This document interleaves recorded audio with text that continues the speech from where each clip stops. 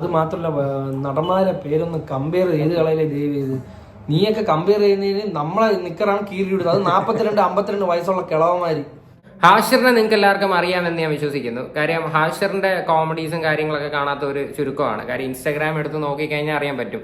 അത് മാത്രമല്ല ഇപ്പോഴത്തെ ഏറ്റവും ഭയങ്കര ട്രെൻഡിങ് ആയിട്ടുള്ള കാര്യം ഉണ്ടായിരുന്നു, എന്തൊക്കെയാണ് ഈ കൊച്ചു കേരളത്തിൽ സംഭവിക്കുന്നതെന്നൊക്കെ പറഞ്ഞ്. ഹാഷിർ ഇപ്പോൾ പുതിയതായിട്ടൊരു മൂവിയിൽ അഭിനയിച്ചിട്ടുണ്ടായിരുന്നു. വാഴ എന്ന് പറയുന്ന മൂവിയായിരുന്നു.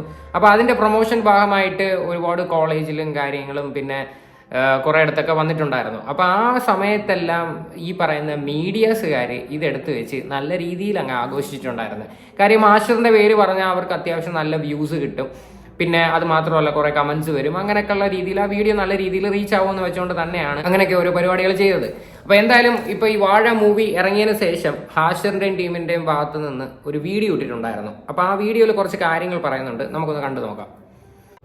എനിക്ക് ഒറ്റ കാര്യം പറയാനുള്ളൂ, ഏറ്റവും കൂടുതൽ ബുദ്ധിമുട്ടെന്ന് പറയുന്നത് നമ്മൾ ഈ ചെയ്യുന്നതിൽ മീഡിയക്കാരെ ഒരിക്കലും നമ്മൾ കുറ്റം പറയില്ല. അവരവരെ തൊഴിൽ ചെയ്യുന്നു, നമ്മൾ നമ്മളെ തൊഴിൽ ചെയ്യുന്നു. അങ്ങനെ ഓരോരുത്തരും ഓരോ തൊഴിൽ ചെയ്യുക. ഒരിക്കലും ഞാൻ മീഡിയക്കാരെയും കുറ്റം പറയില്ല, ആരെയും കുറ്റം പറയുന്നില്ല. എന്നാലും ഈ മീഡിയക്ക് എന്തുകൊണ്ടാണ് കാര്യം, ഒരു വീഡിയോ നമ്മൾ എടുത്തു കഴിഞ്ഞാൽ അതിൽ വരുന്ന ക്യാപ്ഷൻസ് ആണ് പ്രശ്നം. ഹാഷിർ ഓടുന്നത് കണ്ടോ, അലൻ ചാടി, അലനെ കണ്ട അലൻ പെൺകുട്ടികളെ താരോദയം അലനെ കണ്ടപ്പോൾ പെൺകുട്ടികൾ കണ്ട ഈ വെപ്രാളം, വിനായകനെ കാണാനില്ല, പിന്നെ അജിന് അങ്ങനെ ഓരോന്ന്. അതായത് ക്യാപ്ഷൻസ് ഇടുന്ന, അതായത് ഞാൻ നിങ്ങൾക്ക് ജസ്റ്റ് ലോജിക്കായിട്ട് പറഞ്ഞുതരാം എന്തുകൊണ്ടാണ് അങ്ങനത്തെ ക്യാപ്ഷൻ ഇടുന്നതെന്ന് വെച്ചാൽ ആ ക്യാപ്ഷൻ കണ്ടിട്ട് കയറണം. ഇപ്പം നമ്മുടെ വീഡിയോസും നമ്മളെ കാര്യങ്ങളും ഇതൊക്കെ പോണോണ്ട് ആൾക്കാർ എന്ത് ചെയ്യുന്നു, മാക്സിമം നമ്മളെ പറ്റി എന്ത് ചെയ്യും, അതായത് ഇങ്ങനെ പറയും. വെറുതെ നിങ്ങൾ ജസ്റ്റ് ചിന്തിച്ചു നോക്കുക. അതായത് ഇപ്പൊ സംഭവം എന്താണെന്ന് നിങ്ങൾക്ക് മനസ്സിലായി കാണുമല്ലോ. അപ്പൊ ഹാഷിർ ഈ ഒരു വാഴ മൂവിയുടെ പ്രൊമോഷന്റെ ഭാഗമായിട്ട് കുറെ സ്ഥലത്ത് പോയിട്ടുണ്ടായിരുന്നു. അപ്പൊ പോകുന്ന സമയത്ത് മൊത്തം ഈ മീഡിയസ് ഫുള്ള് കവർ ചെയ്തിട്ടുണ്ടായിരുന്നു. കവർ ചെയ്തിട്ട് ഇവരുടെയൊക്കെ തംബ്നെയിൽ എന്ന് പറഞ്ഞു കഴിഞ്ഞാൽ ഹാഷിറിന്റെ ആരാധകരെ കണ്ടോ, പെണ്ണുങ്ങൾ ഹാഷിറിനെ കണ്ടപ്പോഴത്തേക്ക് ഭയങ്കരമായിട്ട് കോരിത്തരിച്ചു, അങ്ങനെയൊക്കെയുള്ള രീതിയിലാണ് ഓരോ തംബ്നെയിൽസ് എഴുതി വെച്ചിരിക്കുന്നത്. കാര്യം എന്ന് പറഞ്ഞാൽ വേറെ ഒന്നുമല്ല, ക്ലിക്ക് ബൈറ്റിന് വേണ്ടി ചെയ്യുന്ന പണിയാണ്. പക്ഷെ ഇത് കാണുമ്പോഴത്തേക്ക് സ്വാഭാവികമായിട്ട് ആൾക്കാർക്ക് ഇത് നല്ലോണം ചൊറിച്ചിൽ തുടങ്ങും. ഇവൻ ആരാണ്, ഇവനെ ഒരു പടത്തിൽ പോലും നമ്മൾ കണ്ടിട്ടില്ലല്ലോ, ഇവനൊക്കെ എന്തിനാണ് ഇത്ര ഹൈപ്പ് കൊടുക്കുന്നത് എന്നുള്ളൊരു സംഭവം സ്വാഭാവികമായിട്ടും വരും. അതാണ് ഇവിടുത്തെ മെയിൻ ഒരു പ്രശ്നം. ഹാഷിർ അതാണ് പറഞ്ഞുകൊണ്ട് വരുന്നത്. അപ്പം ഹാഷിർ എന്ന് പറയുന്ന ഒരു വ്യക്തിയുടെ എനിക്ക് തോന്നുന്നു ആദ്യത്തെ മൂവിയാണത്. അപ്പം അവർ ഇപ്പം സത്യം പറഞ്ഞു കഴിഞ്ഞാൽ ഓരോ സ്റ്റെപ്പായിട്ട് ഇങ്ങനെ കയറിക്കൊണ്ടിരിക്കുന്നതേ ഉള്ളൂ. അവർ ഇത്രയും ഒരുപാട് എഫേർട്ട് ഇട്ട് റീലും കാര്യങ്ങളിൽ നിന്ന് ഇവിടം വരെ എത്തണമെങ്കിൽ അത് നിസ്സാര കാര്യമല്ല. അപ്പം ഇതെല്ലാം എത്തിച്ചിട്ട് ഇവരെ അങ്ങ് നാണം കെടുത്തുന്ന പരിപാടി ചെയ്യാതിരിക്കുന്നതാണ് നല്ലത്. പ്രത്യേകിച്ച് ഈ മീഡിയാസിൻ്റെ അടുത്ത് പറയാനുള്ള കാര്യം എന്ന് പറഞ്ഞാൽ ഇവരെല്ലായിടത്തും ഓടി നടന്ന് ഈ വീഡിയോസും കാര്യങ്ങളും എല്ലാം എടുക്കുന്നുണ്ട്. പക്ഷേ ഈ തംബ്നെയിൽ ഇടുന്നതിനകത്ത് സത്യം പറഞ്ഞു കഴിഞ്ഞാൽ ഒരു മാന്യത കാണിക്കണം. അല്ലെങ്കിൽ സത്യം പറഞ്ഞു കഴിഞ്ഞാൽ അവർക്കായിരിക്കും ഈ ചീത്തവിളിയും കാര്യങ്ങൾ കേൾക്കുന്നത്. അവർക്ക് കേൾക്കേണ്ട ആവശ്യം സത്യം പറഞ്ഞാൽ ഇല്ല, അല്ലേ?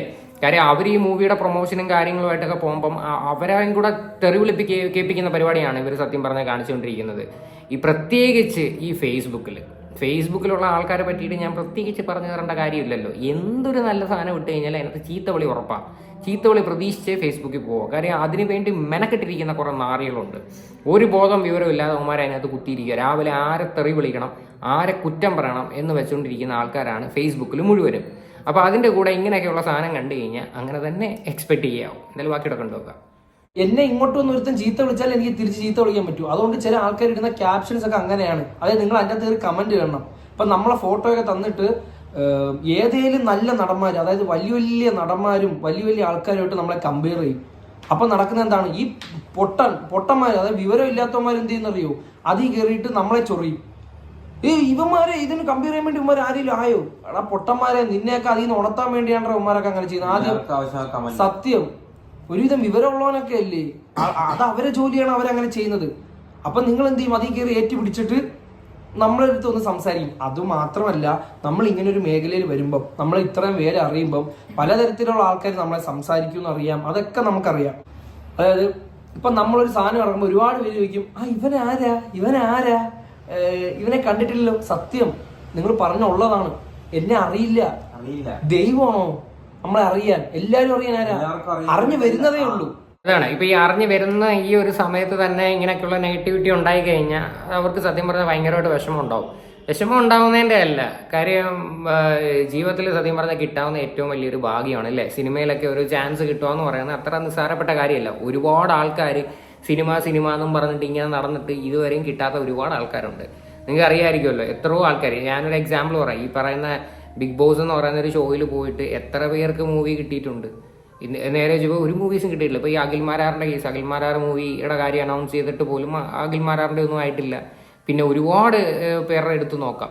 അങ്ങനെയൊക്കെ എടുത്ത് നോക്കുമ്പോഴത്തേക്ക് ഒരുപാട് പേർക്കൊന്നും ഇതുവരെയും ചാൻസ് കിട്ടിയിട്ടില്ല. പക്ഷേ ഇവർക്കൊക്കെ സത്യം പറഞ്ഞാൽ കിട്ടിയത് വലിയൊരു ഓപ്പർച്യൂണിറ്റിയാണ്. അപ്പോൾ അതും കൂടി നശിപ്പിക്കുന്ന പരിപാടിയാണ് ഈ കൂതറ പരിപാടി. എന്തുവാ, ഈ മീഡിയാസുകാർ വന്ന് കവർ ചെയ്തിട്ട് വന്നിരുന്ന് തോന്നിയാസം എഴുതി അങ്ങ് വയ്ക്കും.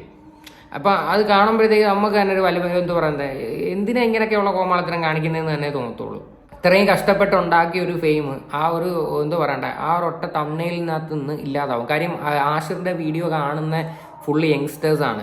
കാര്യം ആഷിറിൻ്റെ വീഡിയോ എന്തായാലും 10, 45, 55, 60 വയസ്സുള്ള ആൾക്കാരും ആഷിറിൻ്റെ വീഡിയോ കാണത്തില്ല എന്നുള്ള കാര്യം ഉറപ്പാണ്.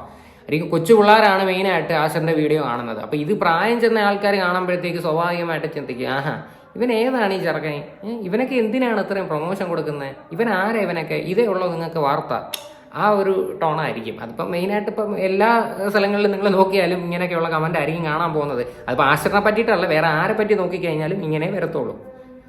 പലരും അറിഞ്ഞു വരുന്നതേ ഉള്ളൂ. അപ്പൊ നിങ്ങൾ ആരാന്നൊക്കെ ചോദിക്കുന്ന ഉള്ളതാണ്. ചില ആൾക്കാർ അല്ലാതെ ചോദിക്കുന്നതുണ്ട്, അറിഞ്ഞിട്ടും ആരാന്ന്. അപ്പൊ അവർക്കൊരു മാസ് ഫീലിംഗ് അവിടെ വരും. അതൊക്കെ ഓരോ രീതിയിലുള്ള ആൾക്കാർ ഇതാണ്, അതൊക്കെ നമ്മൾ ഉൾക്കൊള്ളുന്നു. അതായത് ആരാ നിങ്ങൾ അറിയില്ല. കാര്യം നമ്മൾ ചെയ്യുന്ന വെച്ചാൽ ഒരു ഏജ് ഗ്രൂപ്പിലുള്ള ആൾക്കാരുടെ വീഡിയോസ് മാത്രമാണ്. അതെ, അതുകൊണ്ട് ഒരിക്കലും എന്റെ വാപ്പാടെയൊക്കെ പ്രായമുള്ള, എന്റെ ഉമ്മയുടെ പ്രായമുള്ള ആൾക്കാർ കൂടുതൽ നമ്മൾ വീഡിയോസ് കാണുന്നില്ല. അപ്പൊ സംശയം വരും. അപ്പൊ ഇപ്പൊ ഓൺലൈൻ മീഡിയ വഴി ഒരുപാട് വീഡിയോ പോകുമ്പോൾ ആൾക്കാർക്ക് ഡൗട്ടും കാര്യങ്ങളൊക്കെ വരും. അതായത് നമ്മളെന്ന് പറയുന്ന ഒരു ഏജ് ഗ്രൂപ്പിൽപ്പെട്ട ആൾക്കാർക്ക് റിലേറ്റ് ചെയ്യുന്ന വീഡിയോയും കുറച്ച് കോമഡി വീഡിയോസ് ഒക്കെ ചെയ്യുന്ന 4 യുവാക്കൾ, അത്രേ ഉള്ളൂ. അതിൽ ഒരുപാട് ആൾക്കാർക്ക് വീഡിയോ ഇഷ്ടപ്പെട്ടു. പ്രധാനപ്പെട്ട ഒരു കാര്യം, നമ്മളിപ്പോൾ ഇവിടെ ഇരുന്ന് നിങ്ങളടുത്ത് സംസാരിക്കുകയും എല്ലാം ചെയ്യുന്നതിന് ഒറ്റ കാരണമേ ഉള്ളൂ, അത് നമ്മൾ വീഡിയോ കാണുന്ന കുറച്ച് വ്യക്തികൾ. അത് നിങ്ങൾ കാരണമാണ് നമ്മളിവിടെ നിൽക്കുന്നത്. അപ്പൊ ഒരുപാട് ആൾക്കാർ, ഒരുപാട് എന്ന് പറഞ്ഞാൽ ഒരു വിഭാഗം ആൾക്കാർ നെഗറ്റീവും പറയുന്നുണ്ട്, പോസിറ്റീവും പറയുന്നുണ്ട്. എന്തെങ്കിലുമൊക്കെ പറയട്ടെ, എന്തെങ്കിലുമൊക്കെ ചെയ്യട്ടെ, മനസ്സിലായില്ലേ? ഇപ്പൊ ഇതിനകത്ത് വേറൊരു സീനെന്ന് പറഞ്ഞാൽ ഇവരെ ഇഷ്ടപ്പെടുന്ന കുറച്ച് ആൾക്കാരുണ്ട്, ഈ ഹാഷിറിനെ. അപ്പോൾ ഈ ഇഷ്ടപ്പെടുന്ന ആൾക്കാർ പോയി വേറെ ആൾക്കാരെ പോയി തെറി വിളിക്കും ഇത് കാണുമ്പോഴത്തേക്ക്. അപ്പോൾ അങ്ങോട്ടും ഇങ്ങോട്ടും ചീത്ത വിളിയാകുമ്പോഴോ സ്വാഭാവികമായിട്ട് ഒരു ഫാൻസ് ഫൈറ്റ് എന്ന് പറയുന്ന ഒരു സാധനം എല്ലാ രീതിയിലും നോക്കിക്കഴിഞ്ഞാൽ ഉള്ളതാണ്, അല്ലേ? ഏതൊരു സാധനത്തിലാണ് ഇല്ലാത്തത്? കാര്യം ഇപ്പോൾ സെലിബ്രിറ്റീസിൻ്റെ കാര്യം വിജയുടെ എടുക്കാം, സൂര്യയുടെ എടുക്കാം, ഈ ഫാൻസ് ഫൈറ്റിൻ്റെ കണക്ക് തന്നെയാണ്.